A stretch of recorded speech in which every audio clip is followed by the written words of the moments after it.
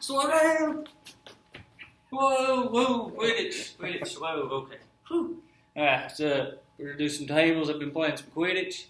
My broom's kind of weird today, it's a newer model. It's not like it's supposed to be, but it gets the job done. Got a lot of horsepower. Yeah, oh yeah, it's a sturdy plastic. Alright, so today we're talking about tables and functions. So, here's your first question. Yeah, A, B, C, or D, figure it out. Okay, you had time to be confused. So, if you're given multiple choice and they give you the functions, and they give you just a table to figure it out. If you don't know how or don't remember what to do with the function, how to write it, we can take inputs, the x, and just type it in for each one of these and see if it gives us the appropriate y value. So what I mean is on your calculator, you're going to go 396, parentheses, 0.9 or 9/10, and instead of to the x power, you're going to put to the 0 power. So you do that, you type enter, and see if it gives you 440. And in this case, it didn't work. We got 396. So when I typed that in, it equaled 396. Well, if this was the correct function for this table, it would give me 440. So that is incorrect. So then we do the same thing again. Plug in 0. So this time it's 440 first. 440. So when you type it in, it matched. Now, here's what's tricky. Don't just assume that's the answer. Use all the points in the table. Unless it's ACT, then try to eliminate the others some other way faster. Before EOC, TCAP, whatever, try and plug them all in. You got plenty of time on this test. So I plug in 1 and see if I get 396. And if I do, then I'm pretty confident that's going to be the answer. And in this case, it is B. So any table, and they give you functions, you can do this. Just plug in the numbers. Use your calculator. So now, we're going to switch it up. Write the function. I'm not giving you options. You've got to write it. So, this pattern, it's all about the pattern. So right now, I'm just going to look at the pattern. Is it linear or something weird? So, the x values are going up 1 each time. That's good. That makes it simple. I don't have to divide by anything weird to find the slope or the rate. Here we're going up 11. And if you're not sure how I got 11, I take the second number and subtract the previous one. I'm going to take 52 and subtract 41. And I'm going to get a plus 11 again, or positive. And I can just keep this pattern. I'm checking it. I call that a pattern. Alright. So this pattern is going to be our slope. Because it's linear. It's adding the same number. So this one and all of them on this slide should be in mx plus b form. So the slope, the m, it's the change in y over the change in x. So whatever this pattern is, flip it on top of that one. So it'd be like 11 over 1x. And we don't ever write that. We normally write it as just 11x. So there's the slope. Now here's the best thing. The b value can be really easy. You've just got to remember to find the b value, the y-intercept, it's when x is 0. And they gave it to us. Yeah. So the y-intercept is 30. So whenever you have a table and they ask you for stuff, when x is 0, you know your y-intercept. And now we've written the function. M is 11, B is 30. Any questions, you can use your wands and send it with your owls or whatnot to me, Just write it down. We'll do another example here. Let Coach Ramsey explain it his way.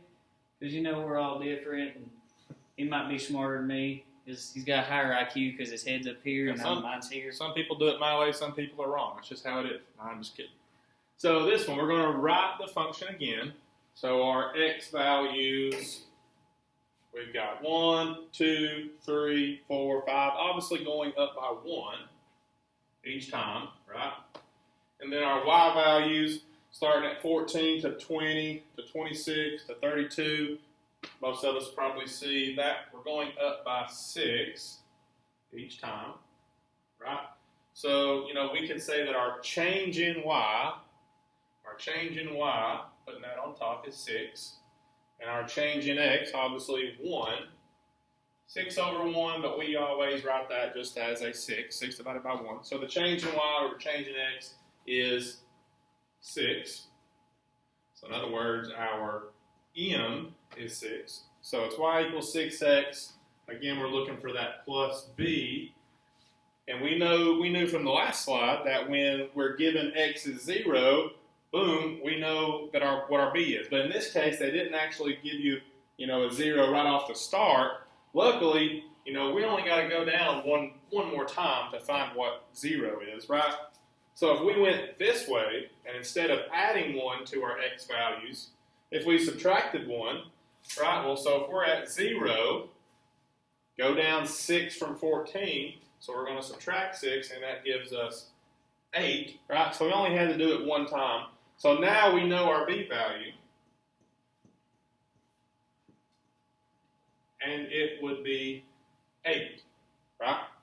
Luckily, we only had to go down one time. We'll get into some more in a slide or two to where maybe we got to find the pattern and maybe go a little bit further. But if you're this close, just go ahead and subtract 1, subtract 6, boom, you got it. Bam, right answer. Good job, Coach Ramsey. All right, next slide. Oh, we mixing it up a little bit.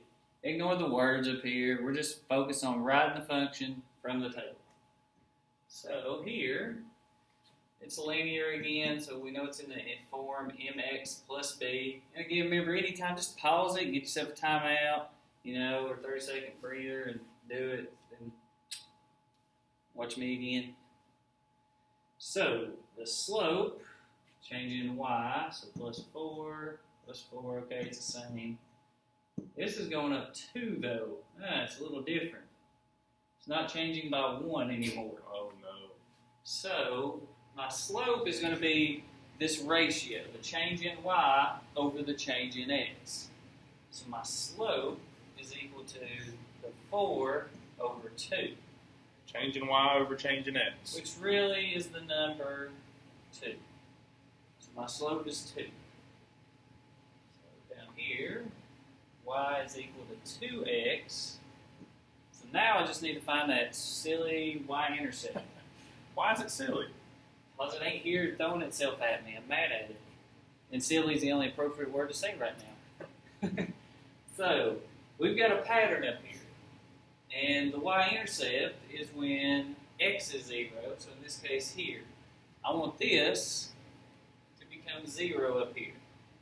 Well, I know what it is changing each one time, so I could take my time and go back 1 and say at 1, it should go, is it going up 2 or down 2 going this direction?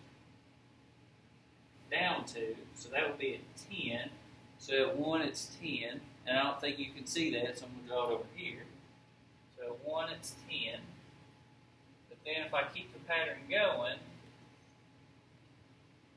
I can go down another 1 to 0, and again we went down 2, so I go down 2 more, and that would be 8. There is a faster way to get to that y-intercept. We could have just kept the pattern going like it is up there. Because if I keep this going down by 2, my next one in that pattern would be 0. If I keep this pattern going down by 4, the next one in that pattern would be an 8. So you could have thought of it that way, or figured out what it is every one time for x. Either way is fine, as long as you can get that answer.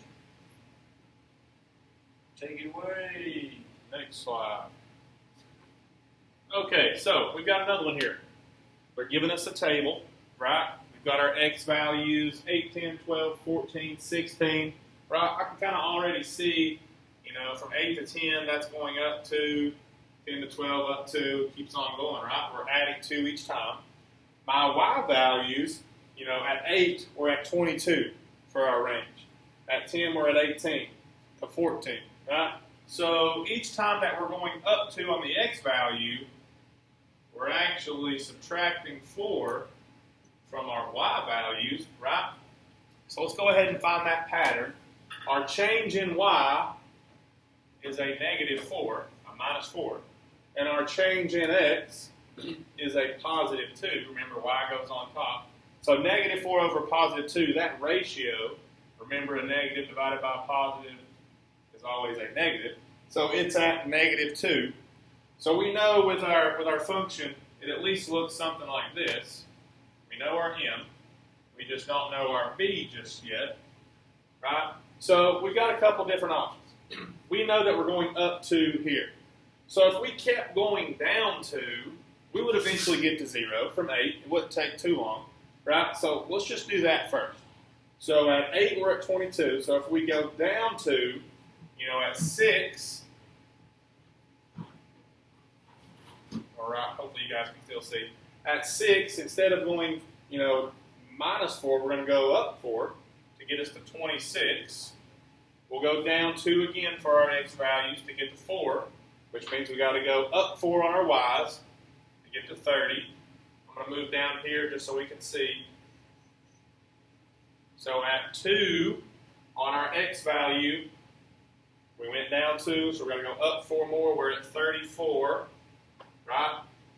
And then for our x value, go down 2 more. We're at 0, so go up 4 more. We're at 38. Again, all I did was just use a pattern, right? So I was 8, 6, 4, 2, 0, and each time I was going up 4, 26, 30, 34, 38. So I do know that my b value is indeed a positive, hopefully you guys can still see, positive 38. So I wrote the function. Right, luckily, 8 wasn't too far away from 0, right? So it's definitely one way you can solve these. Awesome job, Coach. My turn. Bam, bam, bam. Be gone. Numbers. All right, here's your next one. Okay, let's look for the slope first because it helps us sometimes find the Y-intercept. Again, go ahead and find the answer. I'm just going to go over it now. So my slope looks like it's increasing 28 each time. If I continue the pattern, it's plus 28 each time. But it's increasing 28 every 4 on the x. So that's a 28 over 4. Which means that the slope is simplified down to 7. So we have a 7x. So if I want to know what it does every 1 time, it's 7. So now, knowing this information, or maybe just using the pattern, we're going to work backwards and find that y-intercept. Because in this case, we're going backwards to find it. So I want to get here to 0 on the x. So let's look at the big pattern, the original. So it went down 4, down 4. If I go down 4 more, I'm going to be at 0. So I'm going to keep the original pattern. So from here to here, we went down -28. Went down 28. So from here to here, I should also go down 28. 30 minus 28 is 2. Yeah, that's good. So my y-intercept is 2. Nice. Any questions? Again, just use your Allen altitude. Time to switch classes. We'll see y'all later. Peace. All right, now it's time for same class. Bam.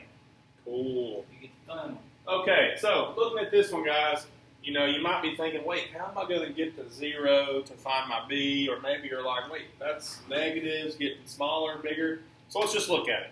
Let's start with our x values, just to kind of figure it out. We're starting at positive 15. We got to 25, 35, 45. I think most of us will see pretty quickly. We're going up by 10 each time, right? And it keeps going. So as we're going up 10 of our input values, let's see what's happening to our y's, our outputs. We started at -4, we got to -20, so that's going down 16.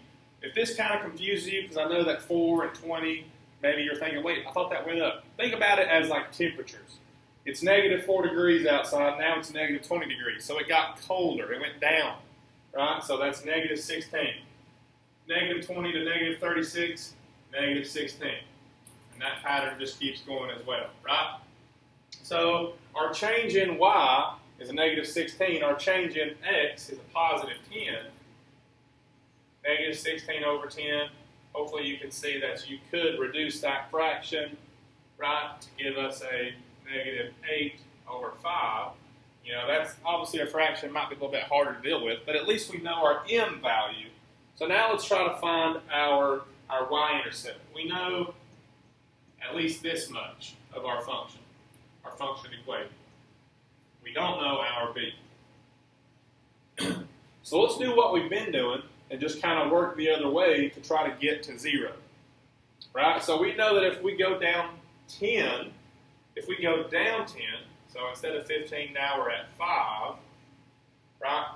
Well, if we're going down 16 this way, if we're going to go this way, well, we need to go up 16, right? So if it's -4 degrees outside and the temperature rises by 16 degrees, right? So -16, so we're adding 16, we're going to be at +12, right? You with me? So now, if we went down 10 more, we would be at -5, right? Just for example purposes, we'd be at -5. And, we could figure it out.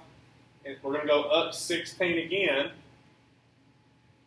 so that'd be at 38. So you're like, wait, so how do I find what my y-intercept is? Well, okay, instead of going down 10, what's half of 10? Half of 10 is 5. How far away is 5 from 0? Well, obviously 5, right? So let's do that. We're only going to go down 5 this time. So if we only go down 5, would we still go up 16? Or would we go half of that because we took half of our x value? So let's take half of our y. So instead of going up 16 from 12, let's only go up 8. Right? Only going up 8 is going to give us 20. Hopefully you guys see that this is supposed to have been a 28. Not that big a deal. But 0, when we're at 0 on our x value, we're at 20 on our y value. So our y-intercept, I'll rewrite it down here, plus 20. Right now we have written the equation. Awesome. Cool. Alright, so I got one more example on this slide of something similar to this. It's a little different, so here's your challenge. Try to figure it out before I do. But since you're watching this in the future, I've already answered it, so I beat you. But go ahead. Alright, you've had plenty of time, so the pattern down here is going up 11. Oh, the window is kind of weird. Alright, so up 11, and it's going up or down. It's increasing 20. So it's increasing 20. So this one's going to have a ratio answer.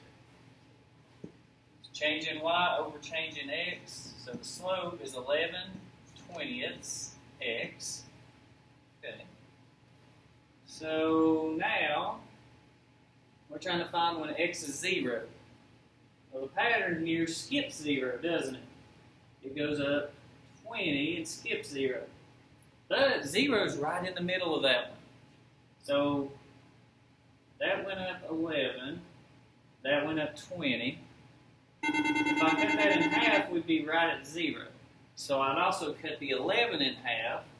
So instead of going up 11, we're going to go up 5.5, which would give us a y-intercept of 107.5. That one's a little trickier. Sometimes you got to cut the pattern in half to get to the y-intercept. Alright, next slide.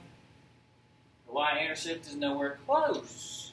So here we can do a trick, or we can keep writing the pattern and just keep going by ones forever and ever. Sometimes that takes too long. We don't want to do that.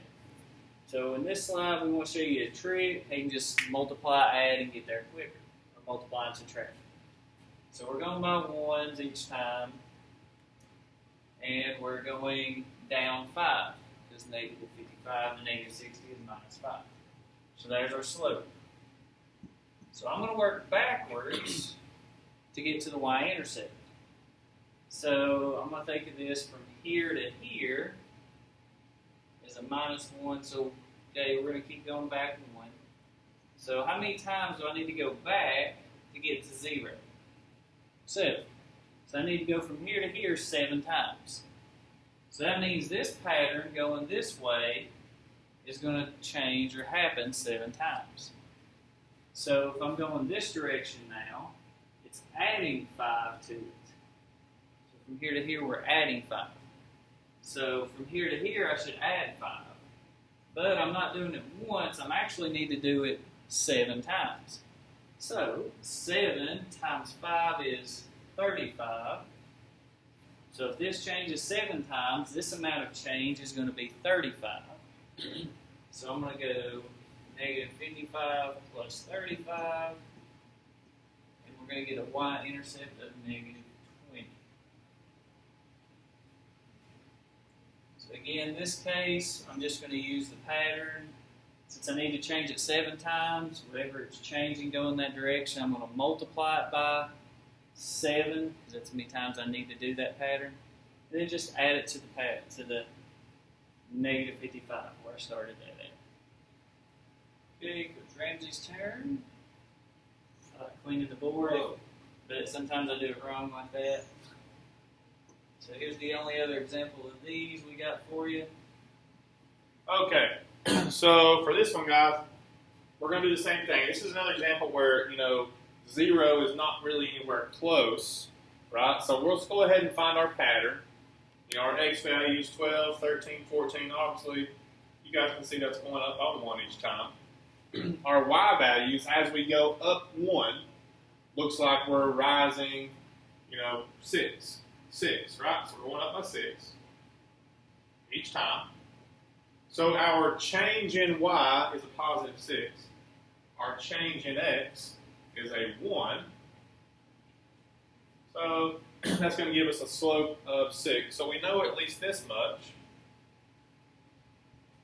But we don't know that y-intercept, that silly y-intercept, that silly b, as Mr. Gray likes to say.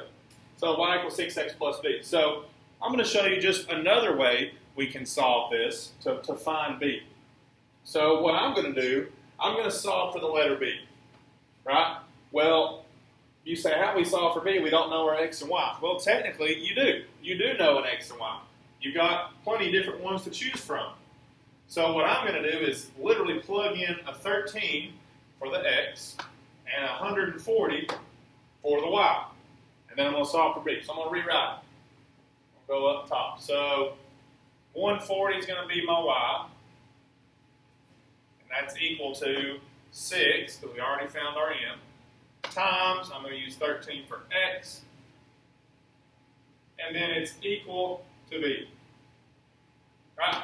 So now we've got, a pretty simple one-step, two-step equation. So 6 times 13, hopefully you guys know, is 78. Right? And then we'll just bring down our 140 plus b. To get b by itself, you guys should be great at solving equations now. I'll subtract 78 to both sides. And then 140 minus 78 would be 62, which is equal to b. So my equation for this function, for this table, y equals 6x, and it's a positive 62 for my b, right? So yes, you could have just went down 1, 12 times, and then added 6 12 times. Would have definitely taken a little while. You could have done the way Mr. Gregg showed you by realizing that you got to go, 12 times to get to 0, going down 6 each time. Right? Both ways would work just fine. Right? That sounds delightful. All right. So we got one more example here. We're going to keep it moving. Alright, I think we're on to a new slide. My shoes untied and I gotta be safe walking. Practice safe walking. Alright, so there's only 2 questions left, one type of question, but 2 slides. This question is the table a function? All you've got to remember is the x cannot repeat. If it does, and it gives a different outcome, it's not a function. So I'm looking at the x values. So at 1 we have 6. At 3 we have 5. None of these are repeating and giving me a different outcome. So yes, this is a function. So these are fairly simple. I'll probably do this section real quick. Maybe let Ramsey, if he wants to chime in. Alright.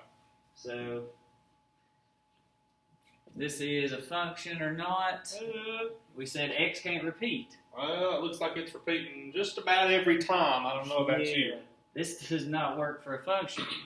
Because if you work 2 hours and get paid $1, well, here it says you work 2 hours, you get $2. That doesn't make sense. You should get a certain amount of pay for working 2 hours. It shouldn't be random different amounts. So that's not a function. Our next one, let's look at it. Does the x value repeat?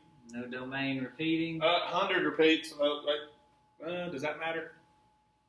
It's not x. X can't repeat.